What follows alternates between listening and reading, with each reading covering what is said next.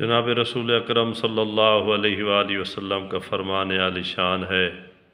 من تمسک بسنتی عند فساد امتی فلہ اجر مئت شہید، کہ جس شخص نے میری امت کے فساد کے وقت میری ایک سنت کو تھام لیا، فلہ اجر مئت شہید، اس بندے کو 100 شہیدوں کا اجر ملے گا۔ تو آپ رسول اکرم صلی اللہ علیہ وآلہ وسلم کی مبارک سنتوں کو تھام لیں، اس سے آپ کو اجر بھی بہت زیادہ ملے گا، مجھے اجر بھی بہت زیادہ ملے گا، اور جناب رسول اکرم صلی اللہ علیہ وآلہ وسلم کی مبارک سنتوں پر عمل کرنے کی وجہ سے زندگی میں نہ ختم ہونے والی بہار بھی آئے گی۔ تو آسان کام ہے،